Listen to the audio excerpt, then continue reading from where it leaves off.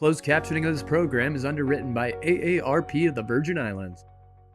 The views expressed on this program are not necessarily those of WTJX, its board, staff, or underwriters.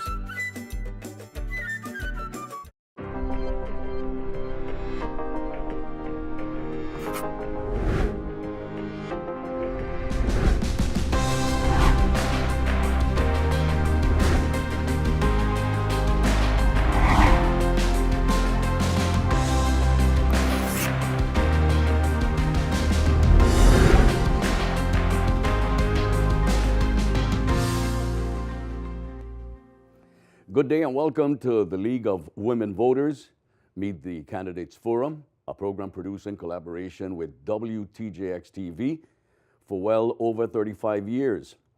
It is our hope that through these programs, you, the voting public, will have a better understanding of each candidate running for elective office in the U.S. Virgin Islands.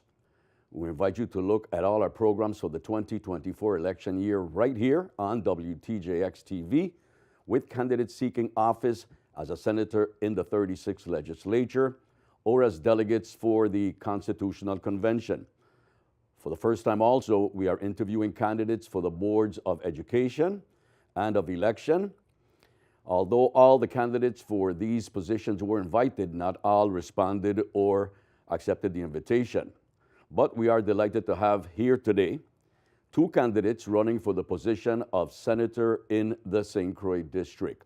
I am Rafael Encarnacion, a guest moderator for the League of Women Voters of the Virgin Islands, and I will serve as the moderator for today's program. The candidates have been informed in advance of the guidelines for the program. No candidate had access to the questions in advance. The first responder to each question will be rotated among the participants. Answers are generally 90 seconds. Changes in timing of a question will be announced in advance. All are expected to be respectful of everyone's time. So let's begin. I will ask each candidate to identify who they are and to state their political affiliation and ballot number. We will learn more about each as our discussion ensues. So let's start with Mr. Kurt Violet. Please state your name, your ballot number, and your political affiliation, Mr. Violet. Kurt Violet, number 3, Democrat. And Mr. Hubert Frederick, please as well state your name, ballot number, and political affiliation, please. Thank you. Hubert Lorenzo Frederick, number 7, Democrat, on the ballot. Welcome to both of you, Mr. Violet and Mr. Frederick. We're going to go right into the questions. Here is a two-part question for which you will have 90 seconds to answer. As a candidate for a seat in the 36th legislature, what are your competencies, education, or training that will make you a good choice as a senator? And then identify your recent accomplishments that demonstrate those skills and your readiness for this position. You will have 90 seconds to respond, Mr. Frederick. My name is Hubert Lorenzo Frederick, number 7 on the ballot. I have a bachelor's degree in accounting and finance from Florida A&M University in Tallahassee, Florida. I also have a master's degree in planning and economic development from Georgia State University in Atlanta, Georgia. I feel like I am definitely ready to serve as senator based on my background, not just academically, but being a banker of 25 years, an insurance broker, a businessman of 15 years here on St. Croix, and I'm ready to take on the tough challenges. These are the skill sets that's necessary for the problems we face in the Virgin Islands, and I'm here ready to serve. Mr. Violet, same question to you as a candidate for a seat in the 36th legislature. What are your competencies, your education or training that will make you a good choice as a senator? And identify your recent accomplishments that demonstrate those skills and your readiness for this position. You have 90 seconds, sir. Thank you for the question, and I want to thank the League of Women Voters for having this forum tonight. I have a bachelor's degree in mathematics from the University of the Virgin Islands, and then I went on and earned a master's in administration and supervision in education. I was an educator for some 28 years and then transitioned into the field into politics for basically 8 years as a senator. During those 8 years, I served as the chair of the Health, Hospital, and Human Services Committee for one term, and then I served 3 terms as the chair of the Finance Committee, which gave me full insight into the operation of the government of the Virgin Islands. I believe that my years in the Senate shows that I am totally qualified for the position, and you can look at the numerous pieces of legislation that I was able to pass as a senator in the 31st, 32nd, 33rd, and 34th legislature. I believe that one of my greatest accomplishments is working on the bill that created the funding source that has been able to keep the government employee retirement system solvent. That was a great accomplishment for the people of the Virgin Islands. Thank you. Explain what motivates you to become a senator in the VI legislature. Mr. Viale, you have 90 seconds. Definitely, I have been retired now for 1 year and 9 months after serving some 36 years in government. And as I drive around St. Croix, I am just totally frustrated and at times disgusted with the conditions of our island. In all the years that I've lived here, I've never seen us as low as the point we're at right now. So I decided that I could not sit on the side. Despite the fact that I was in there before, it was important for me to put my hat back in the race and to be able to offer some input so that we are able to move the territory forward and move St. Croix forward. We also have access to some $15 billion in federal funds that would enable us to transform the Virgin Islands infrastructure, healthcare, and education system. I want to make sure that this government is going to spend those monies accordingly, and we will not be sending back monies to the federal government. So on the wish of the many individuals that I've met on a regular basis, I decided to put my hat back in the race, and I'm ready and willing to serve. Mr. Frederick, do you have anything new you would like to add to this response? Yeah, I personally feel that St. Croix definitely needs leadership. It needs stern, firm leadership to get us through this very tumultuous time. We have been faced with probably the most difficult economic era since I've been on St. Croix for the last 20 years, moving back home from the States. And I feel that more prepared the senatorial candidates are, the better choices we'll have in picking new leaders that's going to help us through this difficult period of time. And on another topic, the League of Women Voters of the VI is concerned that far too many citizens said they are not voting this year because they see little happening to alleviate their suffering with high food prices, insecure energy resources, i.e. WAPA, lack of affordable housing, and crime year after year of voting. What can you tell these citizens about reasons for voting in November? You have 90 seconds, Mr. Frederick. Well, thanks for the question. Just remember, if you don't vote, then you accept whatever is given to you. And I know none of us want that. We want to be a part of the solution.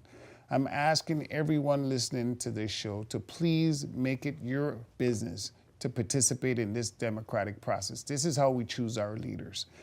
I understand how difficult it is. We just went through 2 Cat 5 storms 7 years ago.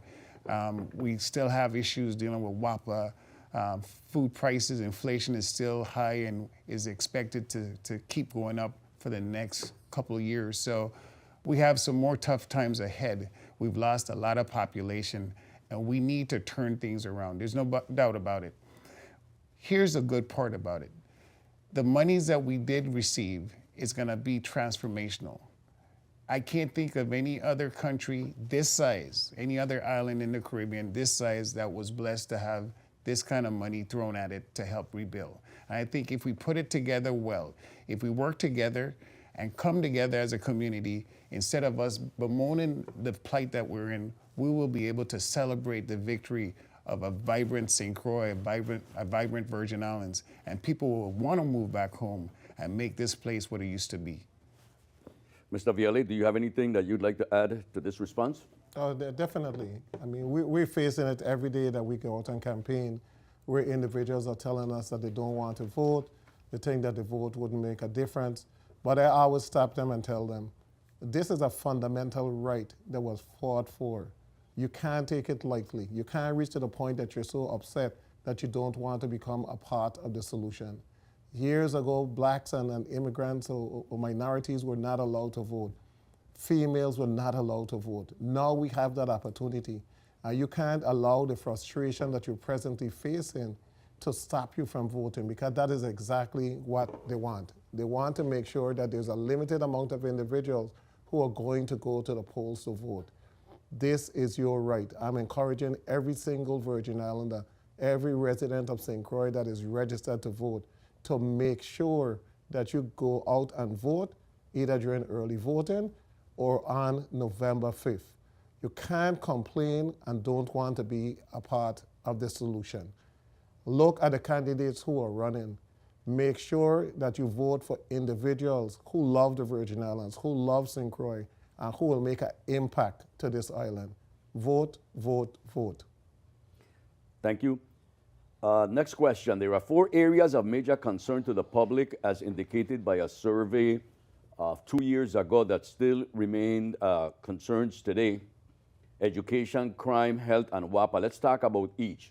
With respect to WAPA, as one of the 4 top concerns cited by voters, what do you see as the major challenges for WAPA, and what would be your strategy for addressing any? As a senator in the 36th legislature, you have 90 seconds, Mr. Viale. We have been dealing with the issue of WAPA for a long period of time. One of the last bills that was passed in the legislature when I was a member, a bill sponsored by Senator Saron and co-sponsored by myself, was to make sure that the WAPA board consists of subject-based competent individuals that are not members of the administration, but would look for individuals who have the expertise in particular areas that would be able to make decisions relevant to the management of WAPA. We also put in legislation that would hire a turnaround company to make sure that the management was being held accountable, and not only in the decisions every day, but also financially by being able to conduct an audit. WAPA has a management problem, and the problem has created a ton load of monies that have been spent and can't be accounted for or was literally wasted. A good example, over $28 million for smart meters, and now the smart meters aren't working. Over 20-something million dollars for lighting for all islands. The equipment sit at Caribbean Automat and St. Croix. They have made so many decisions that have financially strapped the Water and Power Authority that we need management that's going to go in there and make wise decisions so we're not paying for the same mistake over and over, because that is why it is costing us so much more, because there's tremendous debt. Thank you so much. Thank you. Mr. Frederick, do you have anything you would like to add to this response? Yes, I think WAPA has made a lot of errors. And one of the things I think we should have focused on was renewable energy. I don't understand why we keep buying renewable energy from companies where we could produce it ourselves. We could buy and produce our own energy and keep that revenue and maximize the efficiency of the authority and lower the rates for the ratepayers. That is troubling to me, because we have the land. The Virgin Islands government owns the land, the largest land owner of all the territory. Why are we relying on other companies to come and be energy providers to us for sunlight? It's makes no sense to me. So I would love to see more investment in energy, renewable energy, and battery backup systems to help lower the ratepayers' rates. And Mr. Frederick, with respect to crime, cited by voters as one of the top concerns, let's focus in on violent crime. Crimes by young adult males has led to an alarming increase in the number of deaths among that population. A sociological study revealed that such crimes are often committed by males who drop out of school. What would be your response as a senator in the 36th legislature to this finding? You have 90 seconds, sir. My approach, Hubert Lorenzo Frederick, number 7 on the ballot, has always been focus on the young people, provide them with the opportunities so that they could hopefully take on new skills, hopefully open new businesses, which is something that I personally would love to see a lot of entrepreneurial programs set up to help them, and a source of capital to help them out initially. This has been done all over the world. In most developing countries, the government would provide some source of startup technical assistance so that young people, instead of peddling drugs and all this stuff, they could focus on real businesses that could generate revenues. They could hire employees, provide an economic benefit to the community, and they themselves could be part of this problem, part of the solution and not part of the problem. We have not focused a lot on entrepreneurship, and that's something I would love to do once I get in the Senate, to focus on programs to help young people focus on developing business skills and opening businesses in the Virgin Islands. We're desperate for more businesses here in the islands. Mr. Viale, do you have anything new you'd like to add to this response? No, definitely. We are losing the Virgin Islands ethically and morally. Behaviors that were not condoned in the past are now being looked at, and individuals are turning their eyes. I have said over and over that all these guns that exist in the Virgin Islands, they exist in somebody's house. A loved one, a family member, know that these weapons exist, but yet they condone that type of behavior, and then only when something happens, you hear the outcry. I believe that we have to target these individuals from an early age. So it's important for us to have a solid K through third foundation for all of these students, or all these individuals, where they'll be able to be on grade level by the third grade. We have to make sure that we can get them to grade 12, get them to earn a diploma, and then we must have opportunities for them.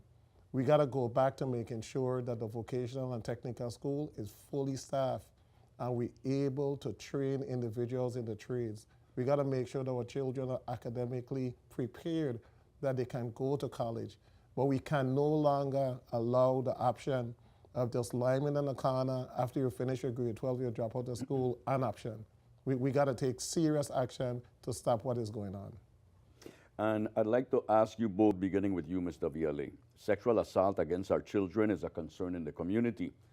Disclosure of assaults against schoolboys by a teacher is shocking, and the community remains rightfully outraged.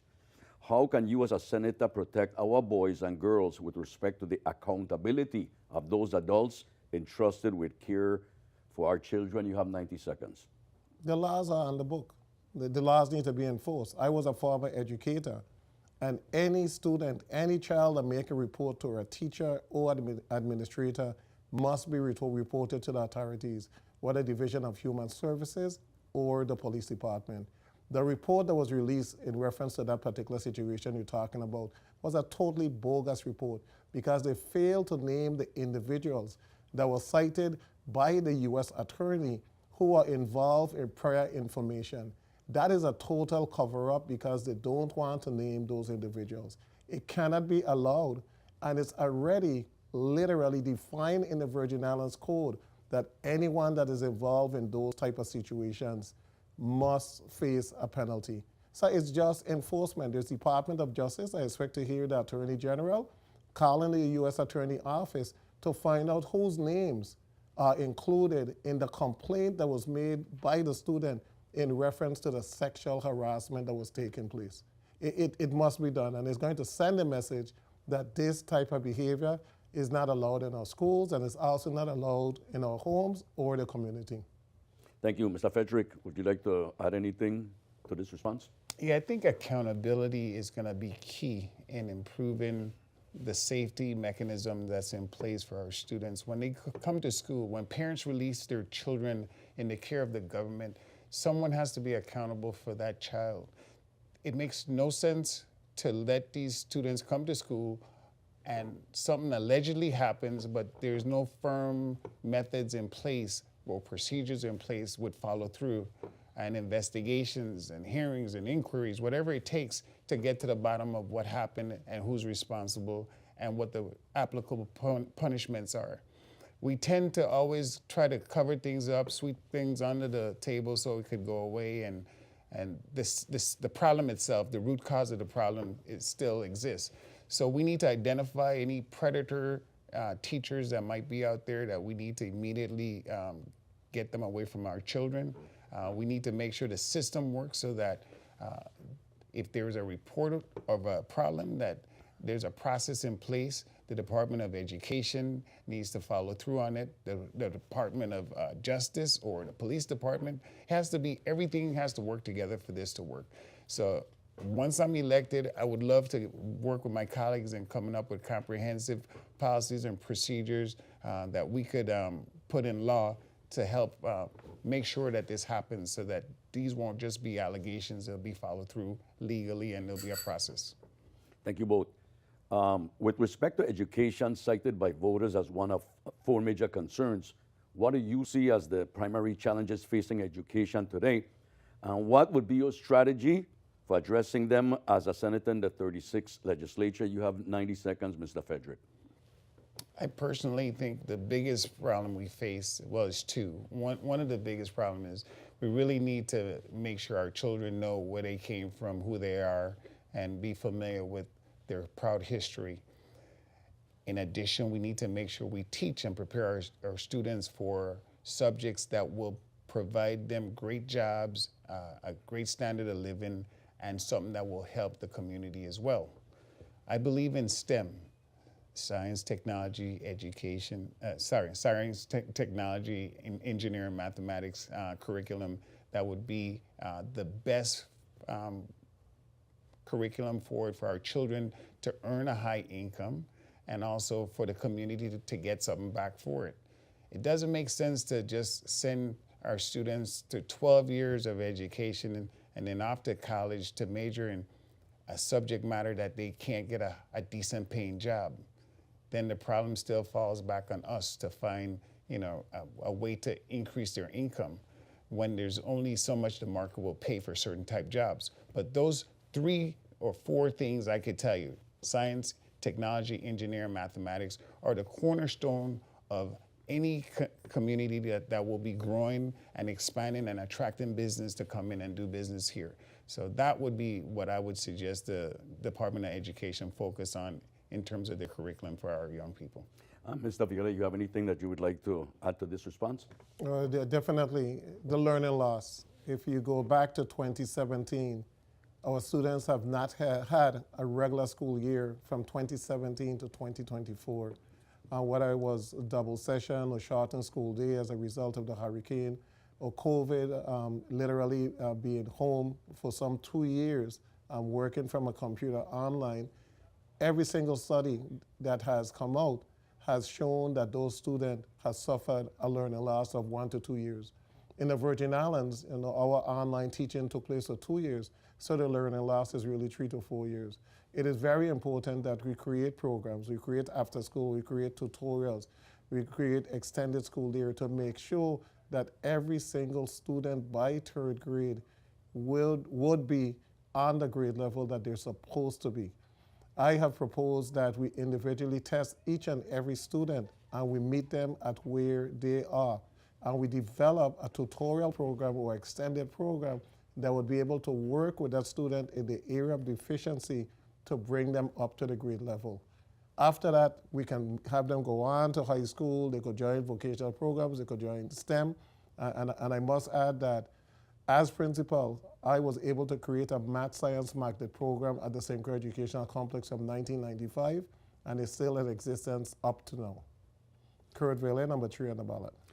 Thank you both. With respect to health, cited by voters as one of the top 4 major concerns, gentlemen, many leave the territory in search of health care, especially on St. Croix.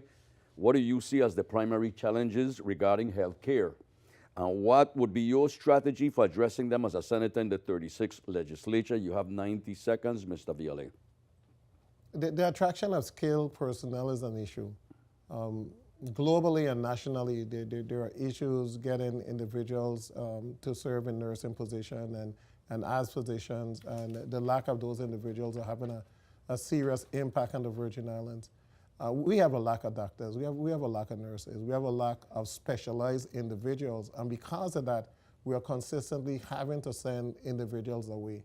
When we lost the intervention cardiologist that we had on island, the amount of individuals who had to be airlifted from St. Croix dramatically increased. So part of the solution is to create incentives to be able to attract those individuals to come to the Virgin Islands, to come to St. Croix, to create incentives for nurses to come and work in our hospitals and then have retention bonuses where they will stay in the hospital for a period of time to exceed 5 to 10 years. we got to make sure that we are going to create a qualified workforce for the health industry. So it's important that we also begin to push it to our schools, that we have additional individuals who are going to go to the School of Nursing to go on to become physicians.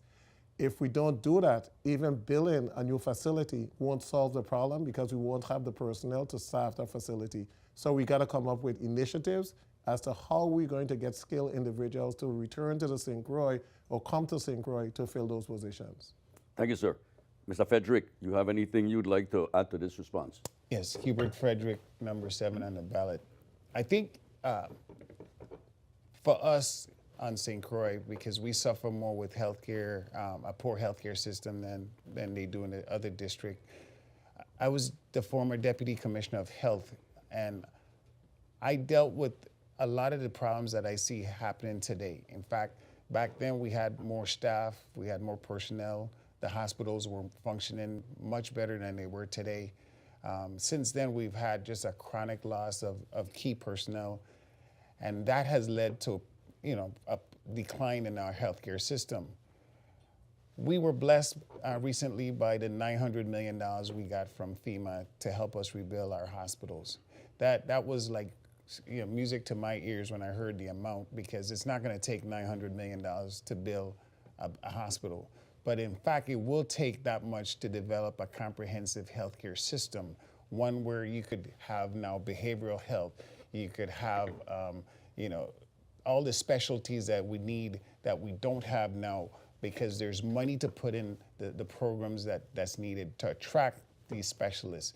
You have to pay these people to come here and provide them a standard of living that they're used to. We have to get a control over the crime. We got to get control over the infrastructure, the roads. We got to find a way to make it more appealing for these professionals to come here. So let's use the money that we've got wisely that we're going to get from FEMA. Thank you. And just to remind you both that you don't have to say your name or your ballot number. You will have time at the end of the program. Okay. You'll be afforded that time. Thank you. Next question. Let's talk a little bit about housing, gentlemen. Many young families and senior citizens are leaving the territories because they just can't afford the housing market here or find affordable rental, or their housing might be tied up in probate. The question, how will you approach probate reform or other efforts to reduce derelict or abandoned houses in the Virgin Islands in order to increase the housing inventory for young families and seniors in particular? Mr. Frederick, you have 90 seconds. Yeah, I think, Hubert Frederick, I think that the governor had a good start with his approach with the abandoned and derelict building program, because it was going to be housed out of the courts. So to ensure that the property owner did not lose their property. It's unfortunate that it seemed like it was tabled because of the pushback from some people in the public. We've got to start somewhere. We've got a lot of abandoned and derelict homes on this island. I walk the streets every day, and I could tell you, I was shocked at the high number of homes that are in disrepair, and not all of them were damaged from the storm. I don't know if it's probate. I don't know if people just gave up and left St. Croix, what it is, but I know one thing. We've got a lot of homes, and those homes should be filled with families, young and old, children playing in the streets, the noise of children and bicycles and basketballs.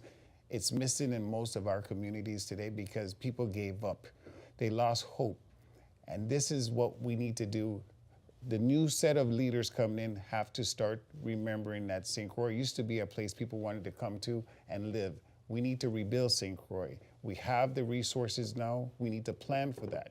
And I'm going to ask my colleagues, once I'm elected, to let's work on comprehensive housing to make sure not only do we provide just housing for new families, but apartments for people who might not be interested in buying a home. So that's something that I'm interested in working on. Thank you, Mr. Violi. Do you have anything that you'd like to add to this response? Yes, I do. There's a need for a probate court in the Virgin Islands. And as a senator, I would propose funding a probate court for a specified period of time, perhaps not to exceed 24 to 36 months, to deal with all the outstanding probate cases that exist right now. We have probate cases that have been in the court system for 4, 5, 10 years and haven't been able to move. So the first step is to be able to resolve all of those cases. The second step is the issue of insurance. It's really, really hard for any middle income individual or any young individual to be able to build a house and afford the insurance. With the two Category 5 hurricanes that passed the Virgin Islands, the insurance market has become even worse, and I'm sure that my fellow platform guests here could speak to that. But the costs have really, really increased.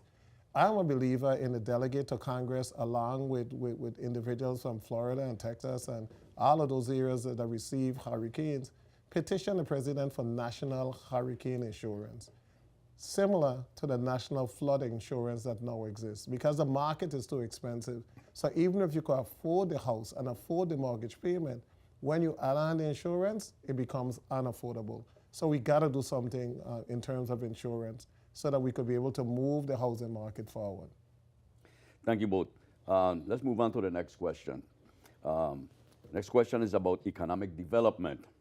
The pandemic has shown us that we need to diversify our economy or find new ways to generate money to supplement our dependence on tourism.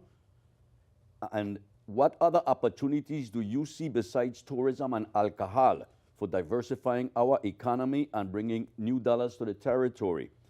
Furthermore, what are the challenges to making your ideas a reality? Mr. Viale, you have 90 seconds to address opportunities and challenges. The challenges is literally an easy part. The challenge is WAPA, affordable electricity. A lot of investors that want to come to the Virgin Islands, when they see the situation with the cost of commercial power, they literally don't even move forward. But the result of COVID, we saw that America as a whole literally realized that it is important to have products made in America. Because when they're made in a foreign country and you have a pandemic or anything of that sort, it is hard to source those products coming back in, and they had extreme issues sourcing pharmaceuticals to come to the US. I, as a senator, would propose establishing a certain amount of money. I've been thinking $500,000 to $1 million to give to the Economic Development Authority so that they can go towards a niche market. And I'm thinking about the pharmaceutical market, where we'll give them those monies to be able to attract those companies by having an economic summit for pharmaceuticals here in St. Croix. You're able to show them the tax benefits. You're able to show them a bit about the island, but we're able to attract those companies to come to the Virgin Islands, because we have lost 20,000 or more individuals since 2017. If we don't build back that population, our tax collection will continue to decline. So we need to be able to have some type of manufacturing taking place, especially on St. Croix, to bring people back and to be able to generate income to the island. Thank you. Mr. Frederick, you have 90 seconds to address opportunities and challenges, sir. Opportunities is what I did when I came back here 20 years ago. I moved from the States. I opened up my own, bought my own land, built my own building, opened up my own businesses. This is something the diaspora or anyone else from here that went away, that want to come back, that would be a great thing to do. Come back and give back to the community. We desperately need your input. We lost a lot of businesses because of the storm, and so we need people to come back. And the easiest group to get to come back here and invest is Virgin Islanders living abroad. So please come back home. The second thing is an initiative that I've been working on called the St. Croix Community Development Initiative. And it's to develop the towns of Christiansted and Frederiksted. And we've got a plan in place that I'm working on that's gonna work towards doing that. There's an opportunity for workforce development, which is gonna be key, because no matter what the businesses that we bring here, we've gotta develop our workforce to be prepared for the work that's ahead. And secondarily, we're gonna need to focus on things like finances. And I think we've got, with the plan that I'll be proposing to my colleagues, I think we've got that covered with some of the federal initiatives that's currently in place. So the St. Croix Community Development Initiative is what I think will turn St. Croix around. Thank you both for your response. Next question. For the first time in about 30 years, we may finally be getting a real land and water use plan, thanks to the work at DPNR. What do you see as the next step in activating the plan that will involve the legislature? 90 seconds, Mr. Viale. The plan, I have attended all the meetings that were held in St. Croix in reference to the plan. It's a work that is presently taking place. After that is done, they're going to need to have a series of town hall meetings to the community to be able to present the plan. And after that, it's going to need to come to the legislature, and a committee of the whole would need to be had. And all of the islands will have a discussion as to whether or not the legislature will adopt the plan that was developed. There's going to need to be a period where the plan can be amended, the plan can be changed, suggestions can be made. But overall, we do know that we need a land and water use plan because we need to move away from spot zoning, zoning for a particular project instead of zoning for an entire area. So I'm glad to see that a lot of the work is being done. I'm glad to see that the plan include a lot of environmental protection for the island, because when we destroy the island environmentally, we can't get that back. So I'm looking forward and hoping that the next legislature will have the opportunity to be able to review this plan, make changes, and adopt a land and water use plan for the Virgin Islands. Thank you, sir. Mr. Frederick, you have anything you'd like to add to this response? Yeah, I know this is going to be a very difficult plan to put forward because I remember when Commissioner Dean Plaskett was in office at the time, and he had gotten really far in pushing a comprehensive land and water use plan. I attended a few of those meetings, and it didn't go anywhere after a while because then it gets very political, and people start to complain, well, why this, how come that, and put this there and put that there. And of course, ultimately, the Senate wants to maintain control over zoning. So I would love for us to have one. I think it's necessary, it's required anywhere else that I've lived, and it seems to work. But I'm not as optimistic that it's gonna happen anytime soon. All right, thank you both for your response. Switching gears, let's discuss agribusiness. Candidates have discovered that it is wise to talk about promoting agriculture in order to get elected, but once they're in office, very little is heard about strengthening agribusiness. What do you see as the challenges to making agribusiness a reality in the Virgin Islands, and how you address them as a senator? 90 seconds, Mr. Frederick. I've had the opportunity to speak to one of the federal project officers about this issue and a few of the farmers, local successful farmers. And it seemed like the biggest issue is always access to capital. And farmers don't seem to have a place that they could go and acquire the funds they need during the times where they have a bad harvest, or it was a drought, or a disease issue, or whatever it is that took place that caused them not to get the type of yields that they wanted. So we have to find ways to fund these farmers. It can't be just loans every time. It has to be a working capital line set in place so they could access it. In the States, it's available in most rural communities that have farms. They could go and access a revolving line of credit to help them during this time where it's difficult for them to harvest, get some money, and keep the farms going. This is something we're going to have to work on. I don't know why we haven't done it. The farmers need to come together so we could put this together, but I think it's something that we could do. It's going to be a little tough because farmers usually don't have a lot of collateral, but given their unique niche, I think we should come up with ways to help them out. Mr. Viole, your response? As chair of the Finance Committee, we increased the agriculture budget, I think like a total of 4 times. Every single year we gave them additional money to be able to help farmers. We established a fund of some $1 million that can be utilized to purchase supplies for farmers, feed and seedlings and other stuff where they'll be able to access that stuff at a reduced rate. Unfortunately, it's not being administered the way that it should. But I know that one of the issues in the farming industry is the fact that a lot of farmers in the Virgin Islands are not doing the requisite documentation to be able to access monies on USDA and those other entities. The USDA was here, and they were literally offering a lot of money to farmers, but they needed the documentation. When you look at the drought that took place, there were monies for drought, but if you didn't have documentation as to your yield on a yearly basis and what you lost, then you can't submit for monies for that particular entity. But I'd quickly like to speak about a clean kitchen bill that I passed, which was $2 to $3 million, was given to the Economic Development Authority to build a clean kitchen and sink, right, that would allow those individuals that bake pastries, that make candies, that make drinks, to have a commercial area where they can go and produce those items. A lot of those individuals that are making stuff now, they're making it in their homes, they're using a home oven, it's taking them forever. This commercial kitchen would enable them to be able to quadruple what they're making, and I want to see those products be sent out to St. Thomas to impact the tourist industry, where they'll be able to sample local products when they come off the ship. Thank you both for your response. Let's turn our attention now to the environment and to climate change. What do you perceive as potential adverse impacts of climate change in the territory? And what would you do as senator to ensure that attention is brought to by mitigating those impacts? 90 seconds, Mr. Viale. We are already seeing it right now. Climate change is having a serious effect on our education system. And if you feel the heat that we've been feeling for the last 4 months, it is not what we felt 20 years ago.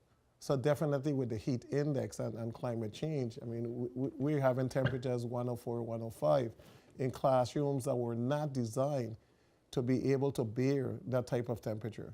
So we're going to have to take a serious look at all our educational institutions and make a decision as to how we're going to make them eco-friendly in reference to the unbearable heat and the changes that we're experiencing on a daily basis.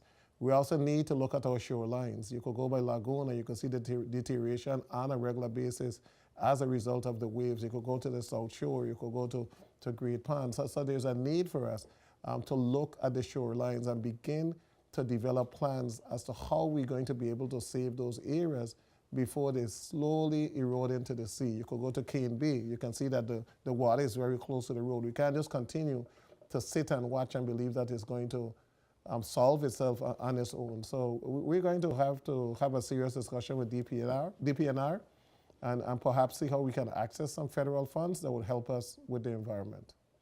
Mr. Frederick, your response? Well, we can't change any type of climatic change that's going on because of the sheer size of the 3 islands that we've got. The damage is far beyond our shores, but there's things that we can do within our shores to reduce the levels of carbon that we're emitting. If you look at the cars, the trucks especially, that we see bellowing out a lot of this dirty air that you see, there's nothing in place for that.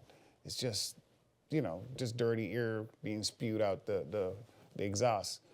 We could do better than that. We could do something to help, and help those trucking companies with that as well, because it's gonna be a cost associated with it to get clean air, but it's something that we should do because right now it just comes out and there's nothing to stop it. Additionally, WAPA. WAPA seems to be an emitter of a lot of green gases, and we need to do something about that. Renewable energy is still something I'm gonna keep preaching to my colleagues once I'm elected. That's our best effort forward. It's the cleanest way to reduce a lot of the emissions that's in the air from WAPA and the plant. So I think that would be a great way to reduce the greenhouse gas effect and clean up our air a lot around here. All right, thank you both. Let's now talk about your vision for the VI. 2027 will mark the 100th anniversary of American citizenship for Virgin Islanders and 110 years since the purchase from Denmark. Question is, what is your vision with respect to self-governance for the USVI, and what role do you intend to play in 90 seconds, Mr. Frederick? Well, we've got a 6th Constitutional Convention that's coming up, and we've got delegates that's going to be elected, and they're going to be looking at ways for us to put together a constitution, which is going to be very important in coming together with what type of vision we see the Virgin Islands having in the future.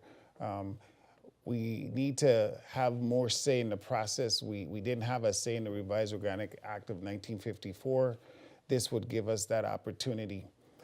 I see a Virgin Islands 100 years from now very different than most. I see a vibrant economy, I see economic growth, but all that has to be put in place today. We need to stop being so negative and thinking this will never change and this is the end of the world. We came from slaves, and look at where we are today.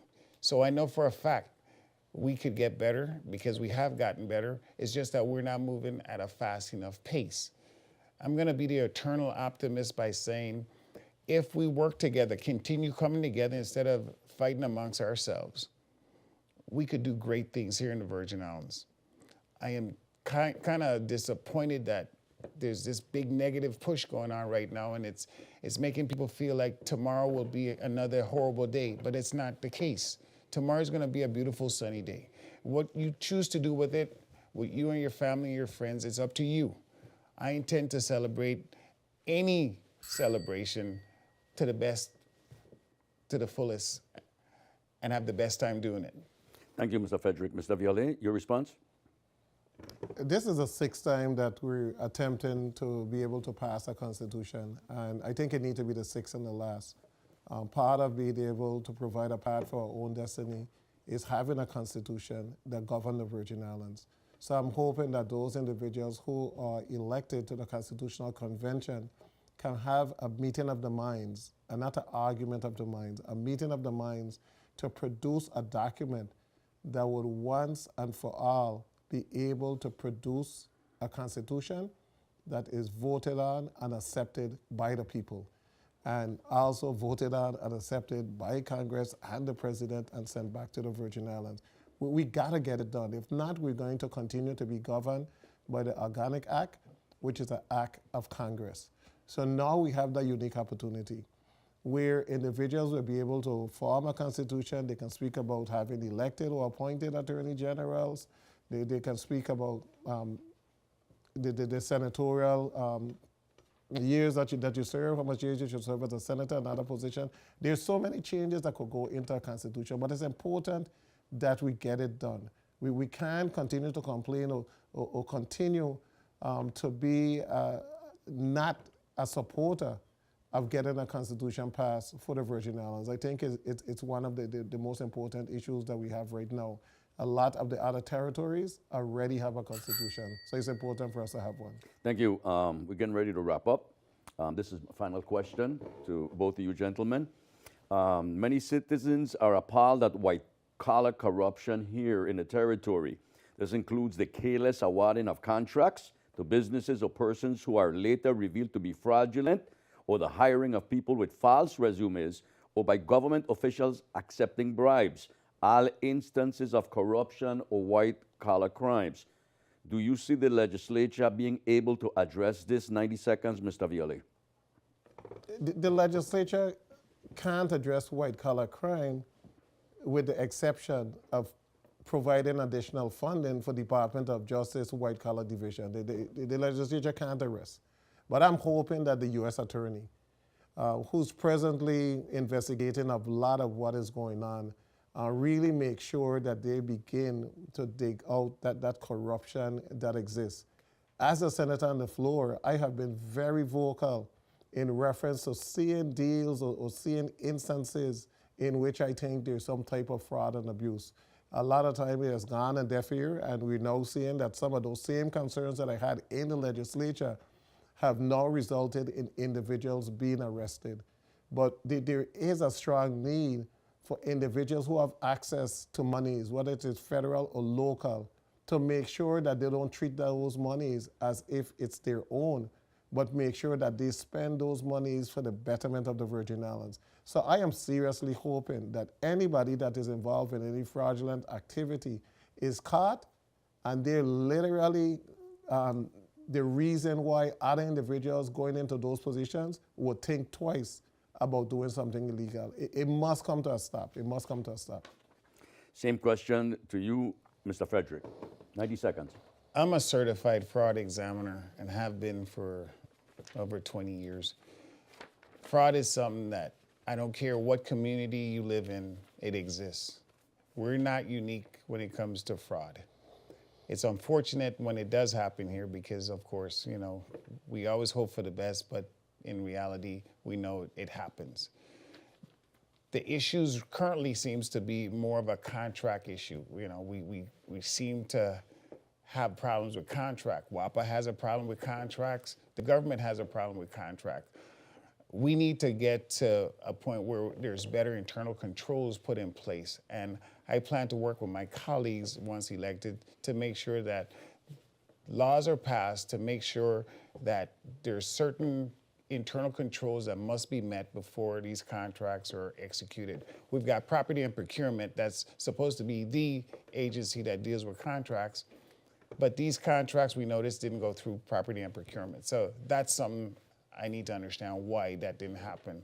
There's additional things that the legislature could be doing that will probably help tighten up the fraud situation in the Virgin Islands government. But keep in mind, fraudsters are ever evolving and they'll find other loopholes to get through and do their little nonsense. So it's an ongoing cat and mouse situation where we're gonna have to keep on passing laws to tighten up any loopholes that we see. Thank you, Mr. Frederick. Thank you, Mr. Viale. And now I invite you to address any other topic of concern that you have an interest in, along with your strategy for addressing the topic, starting with you, Mr. Frederick. I want to thank You have you. 90 seconds, sir. I want to thank you for the opportunity to be here and discuss a broad variety of subject matter. My biggest one would be economic development, that I'm interested in making sure that the Virgin Islands, especially St. Croix, can in fact turn around and become more vibrant. The towns are dying. We know what happened to Frederickstead, and we have to do something about it. As I mentioned earlier, I do have a plan to work on developing our towns. I'd love to share that opportunity with my colleagues and implement this plan so we could start seeing some improvement in our towns. It's not a foregone conclusion that St. Croix is not going to change. It can change. If we elect better people, brighter people, people who are willing to try new things, I think we have a good chance of really evolving into that real panacea that the Caribbean always thought we were. It was a time when people ran to the Virgin Islands. Now people run away from the Virgin Islands. And we could change that. We still have federal dollars that makes us really the envy of the Caribbean. If we utilize and leverage that money properly, we could do great things. And I'm asking for your vote and support in helping me show you that things could be better. Hubert Lorenzo Frederick, number 7 on the ballot. Thank you, Mr. Frederick. Mr. Viale? Thank you. The legislature is supposed to provide check and balance for government. And it's important that each individual that's elected to the legislature realize their role and understand that their role is literally bigger than the seat or larger than the seat that they hold. We need to elect individuals who are not going to be scared to hold individuals accountable to serve in the best interests of the Virgin Islands.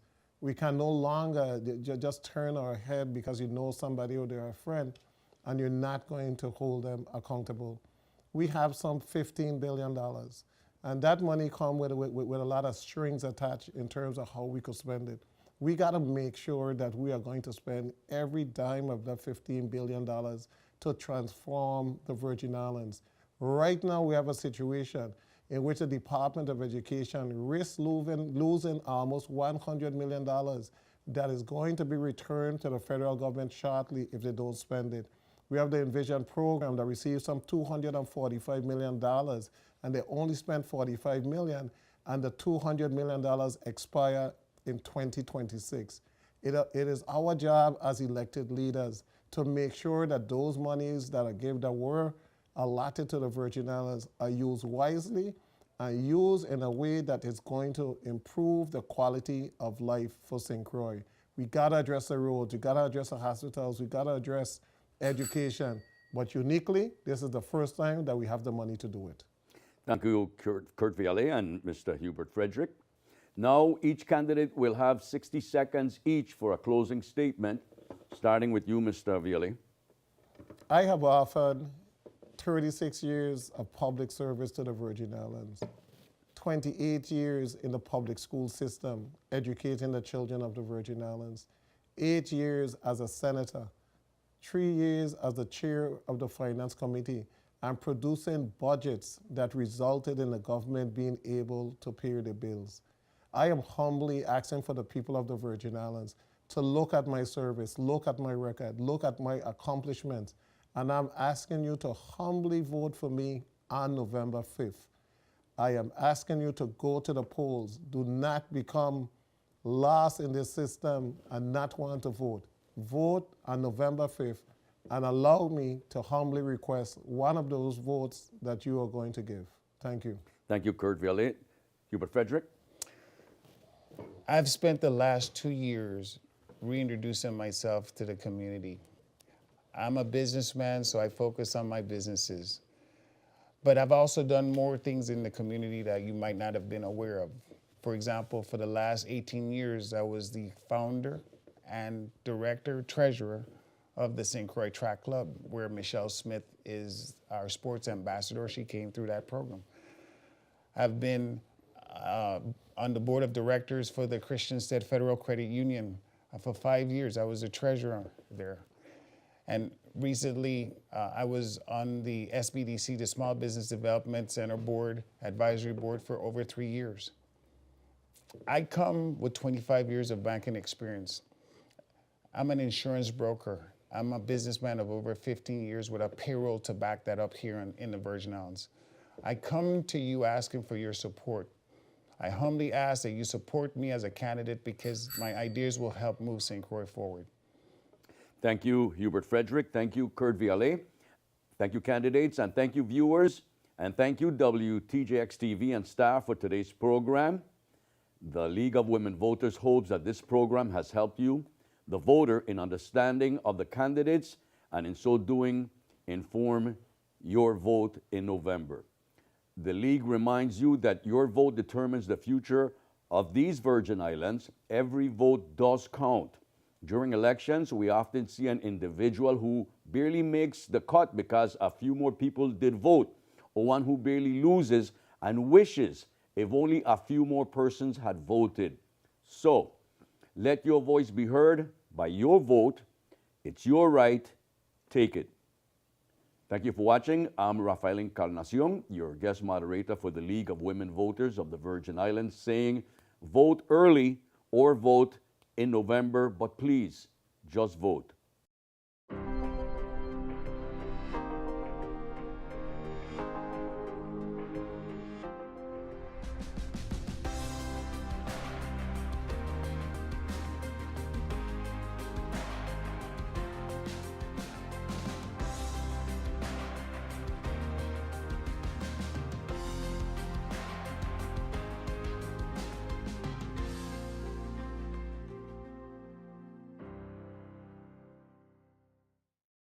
The views expressed on this program are not necessarily those of WTJX, its board, staff, or underwriters.